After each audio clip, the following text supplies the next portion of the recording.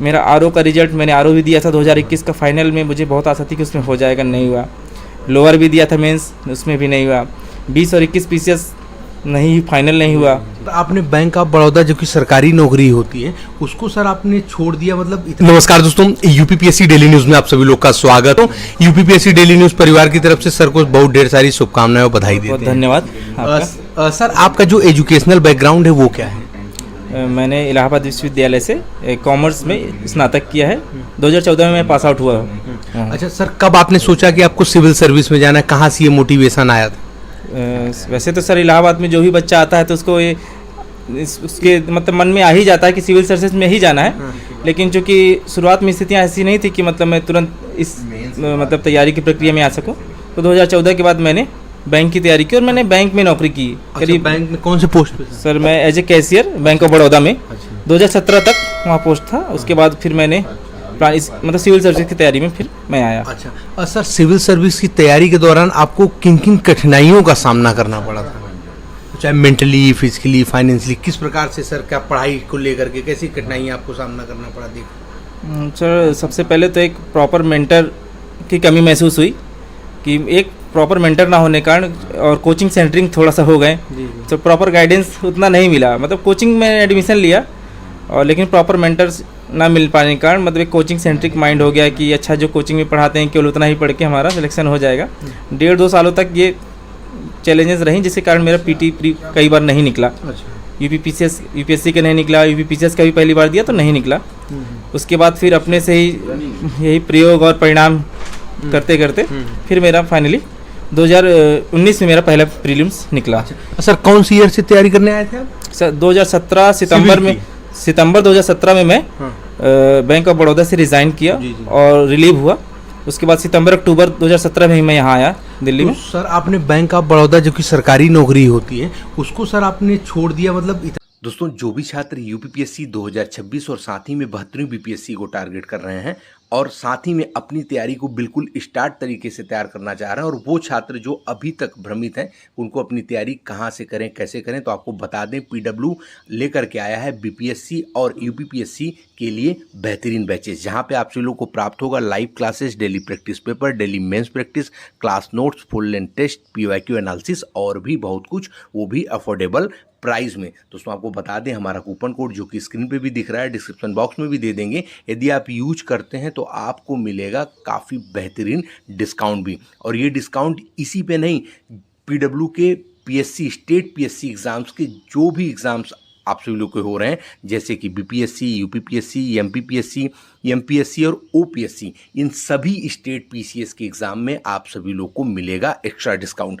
इनके जो बैचेस चल रहे हैं यूपीपीएससी के वो इस प्रकार हैं कि यूपीपीएससी सक्षम 2.0 2026 फाउंडेशन यानी हिंदी और इंग्लिश दोनों माध्यमों में 4,999 रुपये में, यूपीपीएससी प्रथम 2.0 2026 फाउंडेशन बैच हिंदी में जो कि मिलेगा 4,999 रुपये में। बीपीएससी के इनके जो बैचेस हैं सक्षम 72वीं बीपीएससी फाउंडेशन बैच इंग्लिश यानी हिंदी इंग्लिश दोनों माध्यमों में 4,999 रुपये में, प्रथम 72वीं बीपीएससी फाउंडेशन बैच हिंदी में 4,999 रुपये में, यूनिटी 71वीं बीपीएससी इंटीग्रेटेड बैच इंग्लिश माध्यम यानी हिंदी और इंग्लिश दोनों माध्यमों में 3,999 रुपये में प्राप्त होगा।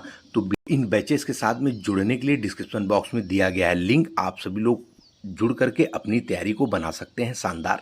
इतना कॉन्फिडेंस मतलब सारी चीज़ों कैसे सर, क्योंकि बहुत टफ होता है सर ये कर पाना, ये कैसे किया सर आप? जी सर, मैंने कोई ऐसा नहीं कि मैंने ही कोई यूनिक काम किया है, मुझसे पहले भी लोग बहुत काम करके आए हैं और इससे बड़ी बड़ी जॉब छोड़े हैं। जी जी, मुझे थोड़ा सा कॉन्फिडेंट था कि मैं अगर 12 घंटे बैठ के अगर मैं मेहनत कर सकता हूँ तो मुझे ये कॉन्फिडेंस था कि मैं आगे भी मतलब 10 घंटे अपने लिए और 8 घंटे अपने लिए तो बैठ के मेहनत कर ही सकता हूँ। जी सर, यही कॉन्फिडेंट ये था। इसी विश्वास को जानना चाहते थे कि इस विश्वास पे आदमी ये चीज़ कर सकता है। आपका माध्यम कौन सा था? सर मेरा हिंदी माध्यम था। सर जानना चाहेंगे प्रारंभ आपने कहीं कोचिंग की है सर? जी सर, मैं 2017 लास्ट में जब आया तो मैंने दृष्टि में एडमिशन लिया था, दृष्टि में कोचिंग। अच्छा, तो प्रारंभिक परीक्षा की आपकी रणनीति दृष्टि की ही पूरी थी कि आपकी तरफ से कुछ रणनीति थी सर? तो दृष्टि में मैंने कोचिंग की, पूरे सब्जेक्ट पढ़े, अच्छे से पढ़े, लेकिन वो बिखरे हुए थे। जब कोचिंग समाप्त हुई तो चीज़ों को मैंने एग्रीगेट किया और एक सभी सब्जेक्टों को जब अच्छे से एक बार रिवीजन किया और जैसे कुछ फैक्ट मेरा कमज़ोर थे तो मुझे इधर उधर से कुछ इनपुट मिले, और जो मेरे सीनियर हैं या जो मेरे मेंटर मुझे मिले बाद में, उन्होंने कहा कि आप घटना चक्र से आप उसका हेल्प ले लीजिए और आपका फैक्ट थोड़ा सा अच्छा हो जाएगा, क्योंकि वो यूपी पीसीएस के लिए एकदम पूरी तरह से डेडिकेटेड है, तो आपको अच्छा हेल्प मिलेगी। तो मैंने घटना चक्र का भी हेल्प लिया, स्पेशली घटना चक्र को मैं ही मतलब मुझे मेरा पीटी और मेंस में काफ़ी हद तक योगदान रहा है। और बाकी मेरा जो बेसिक चीज़ें हैं, जो एक स्ट्रक्चर रहा है, वो मेरा दृष्टि में कोचिंग करते वक्त हर एक सब्जेक्ट में ध्यान देने के कारण मेरा बन चुका था। यहाँ घटना चक्र से मेरा फैक्ट और चीज़ें मेरी एक अलाइनमेंट में आई, और इससे मेरा मतलब एक कॉन्फिडेंस भी बढ़ा कि हाँ, मुझे सब्जेक्ट के बारे में जानकारी है। अच्छा सर, करंट अफेयर को लेकर के आपने कैसे अपनी तैयारी करी? करंट अफेयर में मैंने बहुत ज़्यादा ध्यान नहीं दिया। यूपी पीसीएस के लिए मैंने केवल घटनासार पढ़ी। एक घटनासार एक पत्रिका छोटी आती है जो इलाहाबाद पब्लिकेशन की है, और मेंस के टाइम पे मैंने पीटी मेंस 365 विजन की, तो उसका भी थोड़ा बहुत हेल्प लिया। किसी सब्जेक्ट की मुझे लगा कि कुछ नए क्वेश्चन जो आ रहे हैं, और मैंने ज़्यादा करंट अफेयर पे बहुत ज़्यादा फोकस नहीं किया। इवन मैंने न्यूज़पेपर भी नहीं पढ़ा। तो ऐसा ये मिथ है कि न्यूज़पेपर पढ़ के ही, अगर आप कोई मैगजीन पढ़ रहे हैं, उस करंट से मेन मुद्दे पे ध्यान रख रहे हैं, जरूरी नहीं कि आप पूरा पेपर उसको 4 घंटे उस पर दें। आप आधे घंटे 20 मिनट उसको दे के कर सकते हैं। सर, जानना चाहेंगे कि मुख्य परीक्षा को लेकर के आपकी रणनीति क्या रही? मेरा आरओ का रिजल्ट, मैंने आरओ भी दिया था 2021 का, फाइनल में मुझे बहुत आशा थी कि उसमें हो जाएगा, नहीं हुआ। लोअर भी दिया था मेंस, उसमें भी नहीं हुआ। 20 और 21 पीसीएस नहीं, फाइनल नहीं हुआ। तो भैया कहते थे कि तुम कर रहे हो और तुम यहाँ तक पहुँच रहे हो, यही बहुत बड़ी बात है, और कंटिन्यूस लगे रहो। ये मुझे बहुत मोटिवेशन मिलता था, वो मिला सर आखिर वो एकदम फाइनली। सर, जानना चाहेंगे कि मेंस में हम लोग आते हैं, मेंस में हिंदी और एसे को आपने कैसे तैयार किया? सर, हिंदी के लिए तो मैंने पृथ्वीनाथ पांडे की जो बुक आती हैं, मैंने उससे ग्रामर पे विशेष ध्यान दिया, और क्योंकि उसमें ग्रामर ही मेन है। और ड्राफ्टिंग में 1 या 2 लेटर आते हैं, जो वो कि 5-6 हैं, वो बहुत सीमित हैं। उसमें आप एक बार अच्छे से प्रोफार्मर तैयार कर लेते हैं, उसको 1-2 बार लिख लेते हैं, तो उसमें कोई विशेष परेशान होने की जरूरत नहीं है। और ग्रामर मैंने मेन पृथ्वीनाथ पांडे से पढ़ी, और ऐसे के लिए मैंने कोई विशेष कुछ नहीं किया। मेरा जो जीएस का इनपुट था, इतने सालों का मेरा जीएस का इनपुट था, मैं लास्ट के जो एसए का पेपर के कुछ दिनों पहले कुछ कोटेशन, कुछ मतलब टॉपिक वाइज जो हाई यील्ड टॉपिक हैं, जहाँ से मुझे लगता था कि इन टॉपिक से ज़्यादातर एसए के क्वेश्चन उठते हैं, मैं उन टॉपिक्स पे 5 से 10 कोर्स तैयार करके रख लेता था, और बाकी अपने जीएस के नॉलेज के आधार पर मैं एक अच्छा ऐसे लिखने की कोशिश करता था। अच्छा। सर, जानना चाहेंगे, देखिए GS first, second, third, fourth, हम काफ़ी इंटरव्यू टॉपर्स का ले रहे हैं इस समय, सब लोग बेस बुक तो बताते हैं। बेस बुक में लक्ष्मीकांत पढ़ लीजिए, स्पेक्ट्रम पढ़ लीजिए, ये सारी किताबें। सर, हम आपसे जानना चाहेंगे कि कुछ अलग क्या किया जा सकता है इसमें? सर, क्या किया सर आपने? इनके अलावा भी आपने कौन कौन सी बुक से पढ़ाई करी? सर, मैंने 4 बार मेंस दिया, मैं हर बार प्रयोग ही करता रहा। जी। इस प्रयोग और परिणाम का ये संयोग इस बार ऐसा हुआ कि सब चीज़ें अलाइनमेंट में आई और मैं सफल हुआ। मैं कोई एक चीज़ कन्फर्मेशन तो नहीं बता सकता, क्योंकि मैंने खुद नहीं की है, तो मैं ये बता के मैं कुछ गलत तो नहीं बता सकता कि मतलब ऐसे क्या किया। सबसे पहले तो मैंने दृष्टि के जो कोचिंग के मेरे नोट्स थे, क्लास नोट्स थे, मैंने उनका रिवीजन किया।